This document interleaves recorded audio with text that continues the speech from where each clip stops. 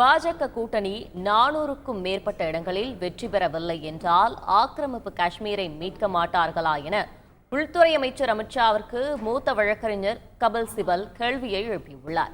பாகிஸ்தான் ஆக்கிரமிப்பு காஷ்மீரை மீட்க வேண்டும் என்பதுதான் எங்களது விருப்பமும் என கூறியிருக்கும் கபில் சிபல், முதலில் ஏன் சீனா எடுத்துக்கொண்ட 4000 கிலோமீட்டர் நிலத்தை மீட்கக்கூடாது என பாஜகவுக்கு கேள்வி எழுப்பியுள்ளார். பண மோசடி வழக்கில் ஜார்க்கண்ட் அமைச்சர் கைது செய்யப்பட்டுள்ள சம்பவம் அதிர்ச்சியை ஏற்படுத்தியுள்ளது. ஜார்க்கண்ட் மாநில ஊரக வளர்ச்சித்துறை அமைச்சரும் காங்கிரஸ் மூத்த தலைவருமான ஆலம்கீர் ஆலத்தை பண மோசடி தடுப்பு சட்டத்தின் கீழ் அமலாக்கத்துறை கைது செய்துள்ளது.